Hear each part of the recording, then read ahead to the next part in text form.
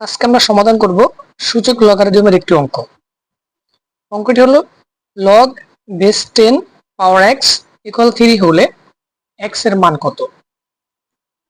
এই টাইপের অঙ্কের ক্ষেত্রে আমরা লগ তুলে দেব, আর লগ তুলে দিলে আমাদের পাওয়ার এবং